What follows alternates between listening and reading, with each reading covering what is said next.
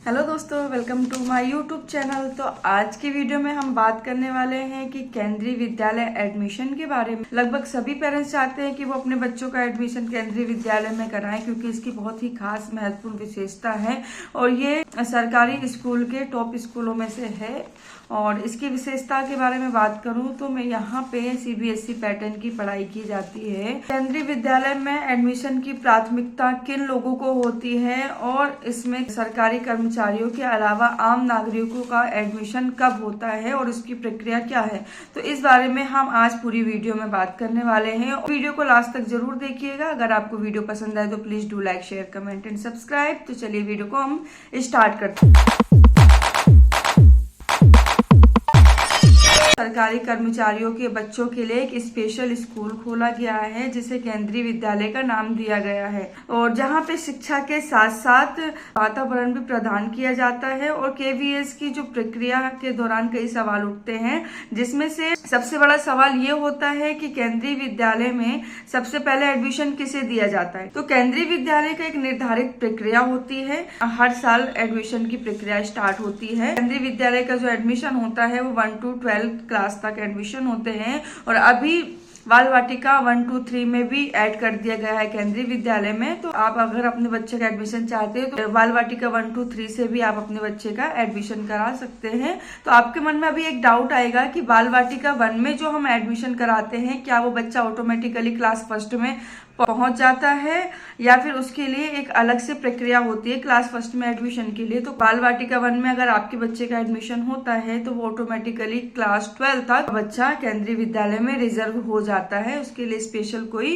Admission की जरूरत नहीं होती। अब हम बात कर लेते हैं कि सबसे पहले किन श्रेणी के लोगों को यहाँ पे प्राथमिकता दी जाती है। कि केंद्रीय कर्मचारी के बच्चों को पहले एडमिशन मिलेगा, ठीक है। जो गवर्नमेंट एम्प्लॉय होंगे उनके बच्चों का एडमिशन सबसे पहले दिया जाएगा। ये जो स्पेशल स्कूल खोला गया है वो उनके बच्चों के लिए ही खोला गया है, ठीक है।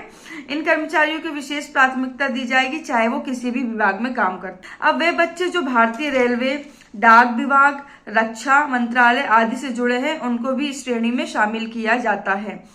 अब हम बात कर लेते हैं कि प्राइवेट और आम नागरिकों के बच्चों को एडमिशन कब मिलता है और उसकी क्या प्रक्रिया होती है। आम नागरिकों के बच्चों की ये वह बच्चे होते हैं जिनके माता पिता सरकारी कर्मचारी से जुड़े नहीं होते हैं, जो प्राइवेट सेक्टर से जुड़े होते हैं। तो उनके बच्चों के लिए एडमिशन बहुत बाद में होता है, ठीक है।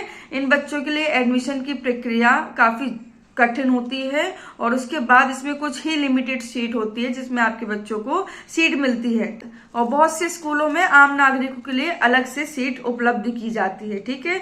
अब इसके बाद हम यहाँ पे एज की भी बात कर ले, क्योंकि यहाँ पे एज का भी क्राइटेरिया आपको देखना होता है एडमिशन के लिए। तो एज के लिए हर क्लास में अलग अलग शर्तें और नियम दी गई है। तो महत्वपूर्ण बात यह है कि बच्चों की जो आयु सीमा है क्लास फर्स्ट के लिए, अभी मैं बाल वाटिका 1 to 3 की बात नहीं कर रही हूँ, मैं क्लास फर्स्ट की बात कर रही हूँ। तो क्लास फर्स्ट के लिए सबसे पहले बच्चे की उम्र कम से कम 5 साल होनी चाहिए, और ज्यादा से ज्यादा बच्चा 7 साल का होगा, तभी आपके बच्चों का एडमिशन केंद्रीय विद्यालय की क्लास फर्स्ट में होगा।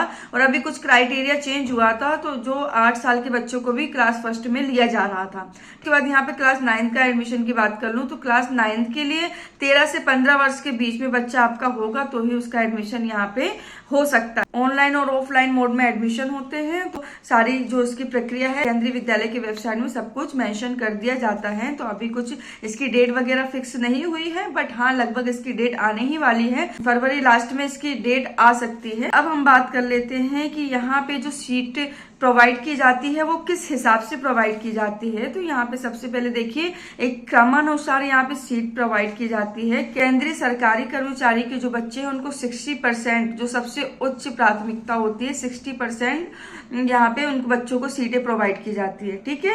उसके बाद सेकेंडरी हम बात कर ले तो यहाँ पे जो राज्य सरकार के कर्मचारी के बच्चे होते हैं उनको 30% की सीटों की संख्या यहाँ पे प्रोवाइड की जाती है, जो कि उच्च प्राथमिकता होती है। अब थर्ड की हम बात कर ले तो यहाँ पे जो सामान्य नागरिक होते हैं, जो कि प्राइवेट सेक्टर के लोग होते हैं, तो उनको 10% सामान्य प्राथमिकता उसमें दी जाती है। उसमें आप RTE भी इंक्लूड कर सकते हो। अगर आप BPL, ST, SC, OBC से हो तो आपके बच्चों को यहाँ पे 25% की सीटें उपलब्ध की जाती है। अब यहाँ पे है कि एडमिशन है वो आम नागरिकों के लिए क्या है और वो कैसे करा सकते हैं। अगर आपके परिवार के सदस्य या राज्य सरकारी कर्मचारी नहीं है तो आपको एडमिशन पाने के लिए इंतजार करना पड़ सकता है। पहला तो ये है। और हालांकि कुछ शर्तें हैं जो सामान्य नागरिकों को प्रदान किया जाता है, जैसे कि अगर स्थान उपलब्ध होता है खाली सीटों का तो आपको बच्चों की एडमिशन की संभावना बढ़ जाती है। ठीक है।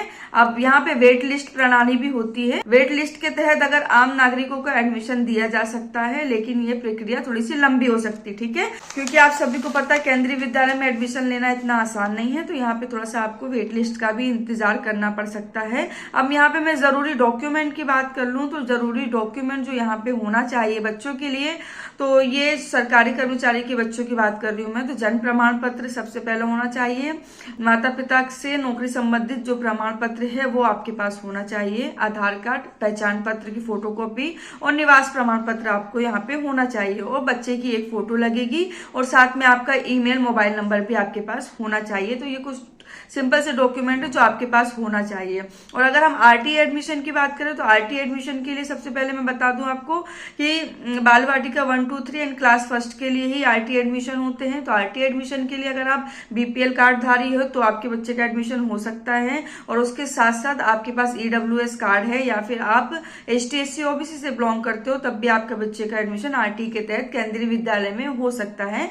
वो आप बाल वाटिका 1, 2, 3 एंड क्लास फर्स्ट में आप अपने बच्चे का एडमिशन ले सकते हो। सबसे पहले केंद्रीय सरकारी कर्मचारियों के बच्चों को एडमिशन दिया जाता है, फिर उसके बाद राज्य सरकारी कर्मचारियों के बच्चों को एडमिशन दिया जाता है एंड अंत में यहाँ पे आपको आम नागरिकों के बच्चों को एडमिशन दिया जाता है, जिसमें RTE की प्रक्रिया भी इसमें इंक्लूड की जाती है। खासकर उन बच्चे के माता पिता के लिए ये है जो सरकारी कर्मचारी नहीं होते हैं। केंद्रीय विद्यालय की संपूर्ण जानकारी आपको दे दी है। अगर इससे रिलेटेड कुछ क्वेश्चन हो तो आप कमेंट बॉक्स में मुझे पूछ सकते हो। चैनल को सब्सक्राइब करिएगा, बेल आइकन प्रेस करिएगा। तो तब तक के लिए बाय बाय, मिलते हैं नेक्स्ट वीडियो में।